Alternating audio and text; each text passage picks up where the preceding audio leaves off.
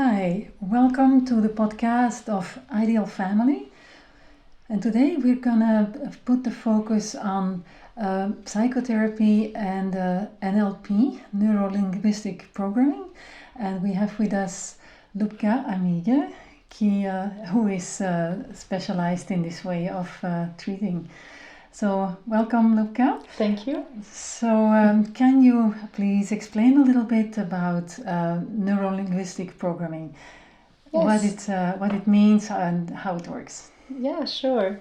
So, neuro-linguistic programming is really based on the fact that our experiences are made up of different elements that we become aware of through our senses, our five senses, sight, audition, the sense of smell or taste, and the kinesthetic sense of feeling things in our body.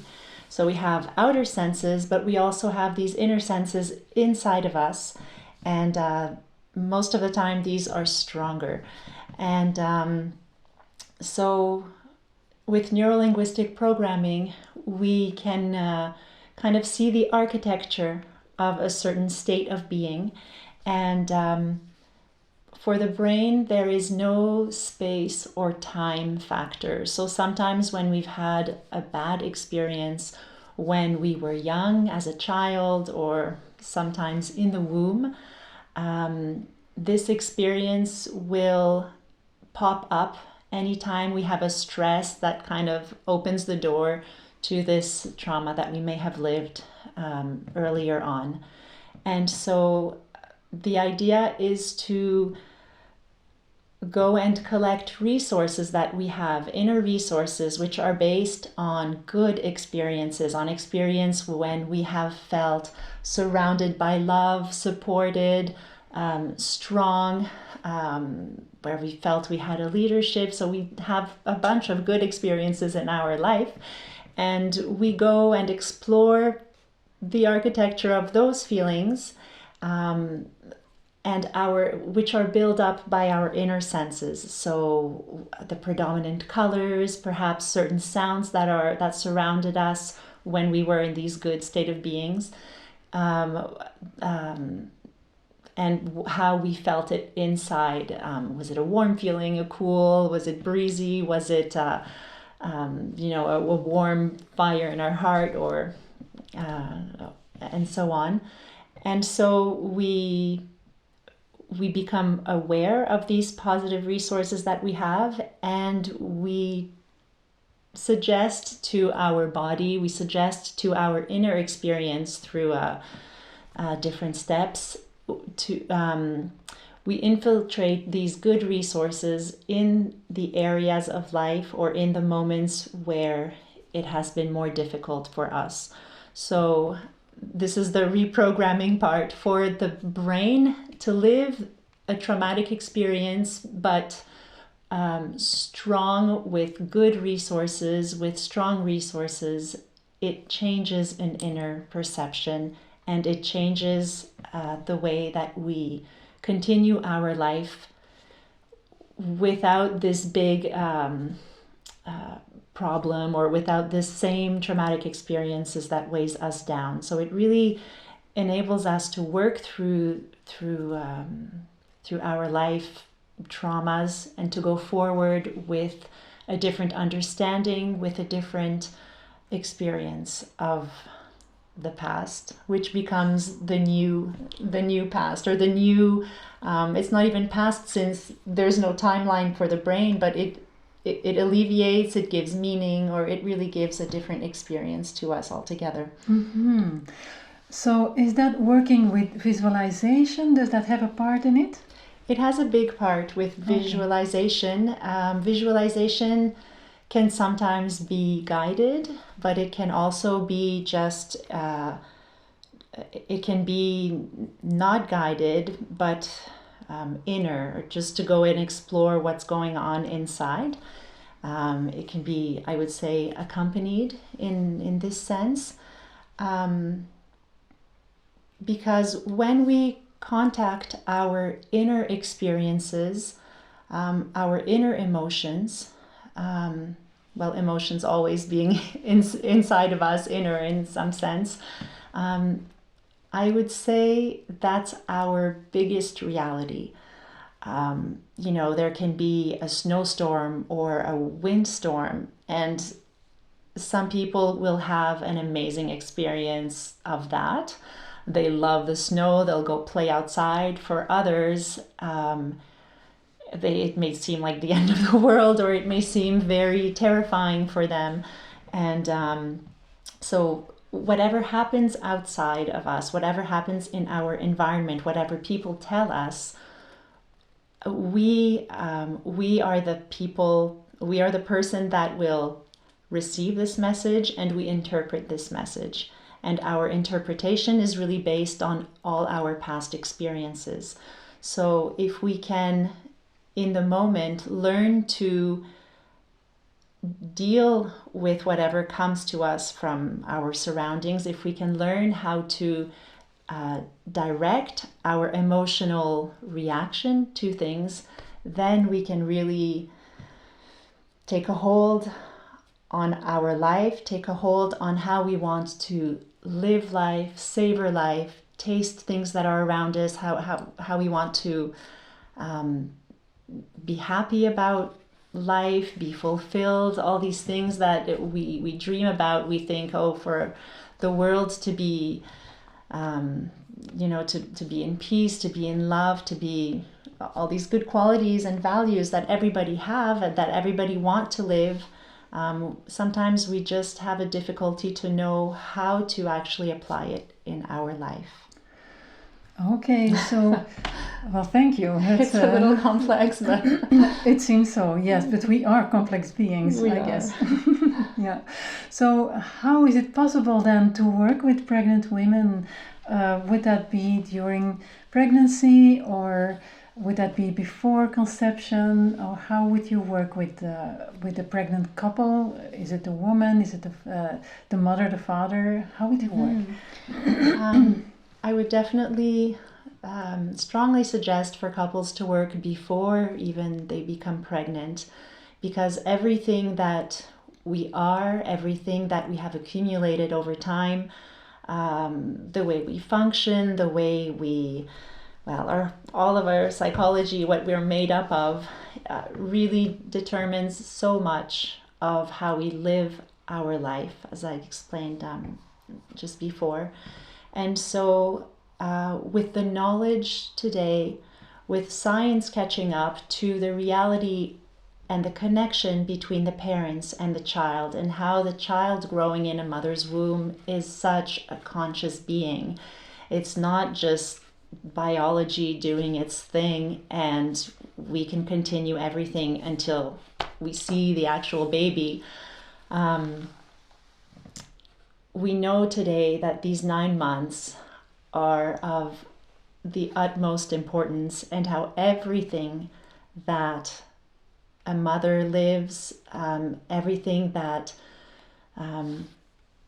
the father also is a very protective factor in a pregnancy, is a very important factor to create a security around his partner, for the mother to really be able to do her work, for both of them to connect with the child, for both of them to be aware of the growth on so many levels of the child in the womb.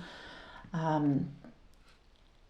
believe that it really takes a preparation to get there.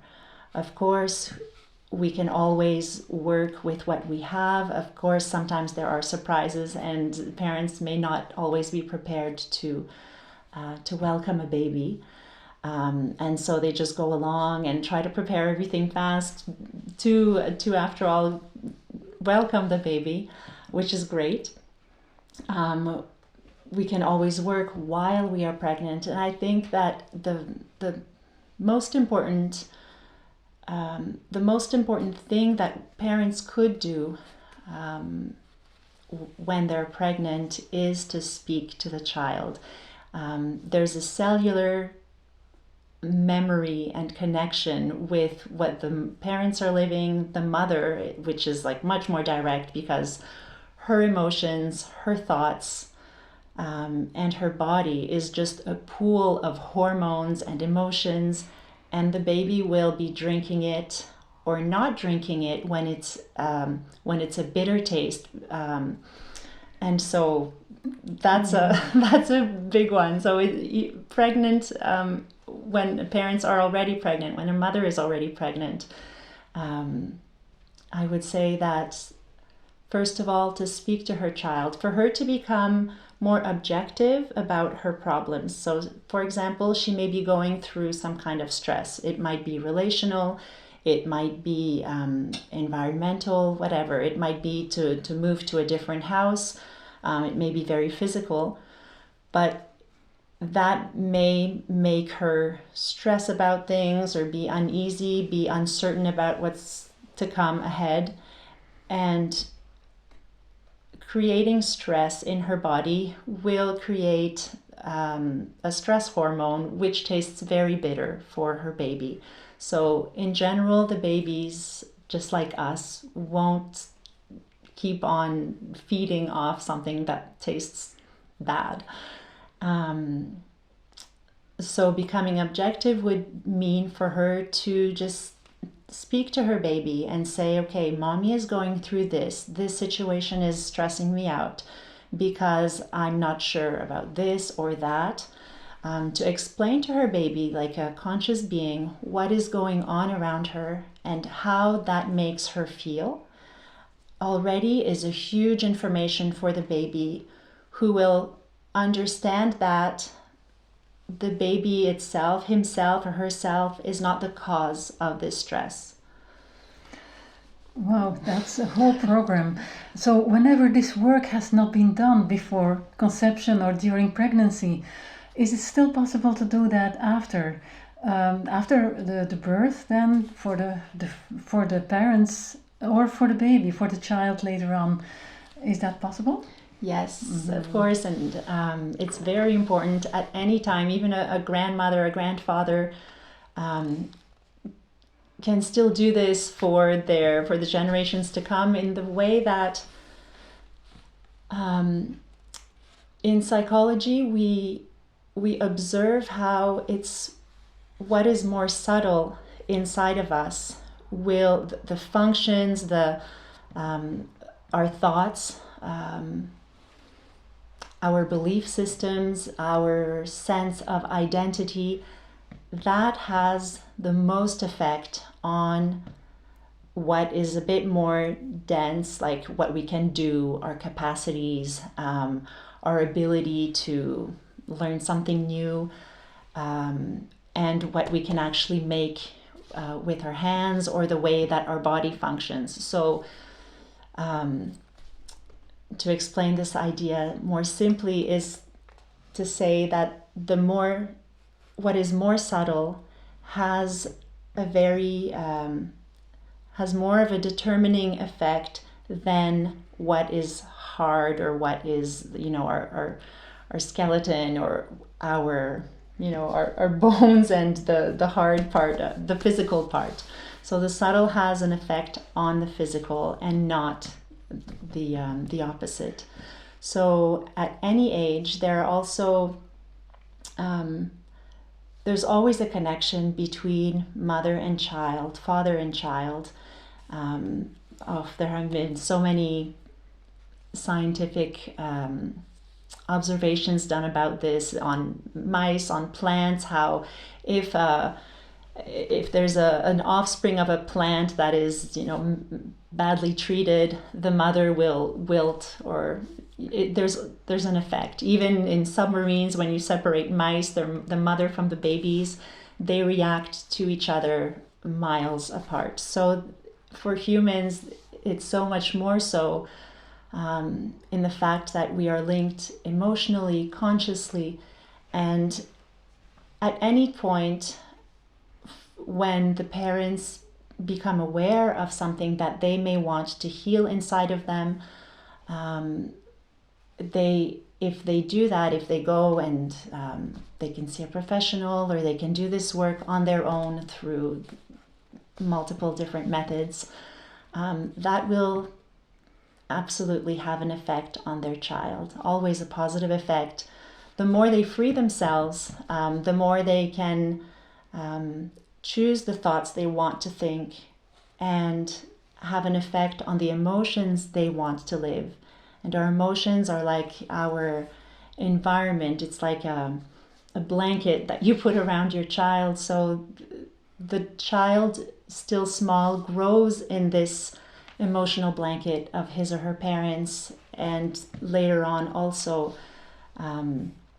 in the belief system of the family. So even born, of course, when the parents work on themselves to try to release beliefs that don't serve them necessarily, or that don't make them happier people, that don't feed their ethical side or some noble values, then it always has an effect on the children. And even if the babies are already born, I often tell mothers to either whisper to their child while they are sleeping, because whatever they do say, they can say, while I was pregnant, mommy went through this and that situation, which was really difficult. I didn't know before. I feel bad, and I don't want you to record it as a trauma. And so I'm telling you that these were emotions that had to do with me, and they didn't have to do with you. That the mother tells her child that they can just concentrate on growing and becoming a beautiful person, and that you can hold your own suitcases of your own problems as a mom or a dad. And all this information does go into the subconscious of the child. And sometimes from one day to the next, or if they repeat it a few nights in a row, the child may release really big emotional charges that they thought was theirs to keep, and that create after that different effects that are maybe not necessary, either in their behavior or in bedwetting or in multiple different areas of health and life. So it's a beautiful work, and yes, I definitely encourage parents to prepare and to just become very conscious of the importance of these 9 months, and how it can really change not only one lifetime, but the face of society. If, as a society, we would all become more conscious of how our pregnant mothers, their well-being, determine the well-being of our society as a whole, and our future.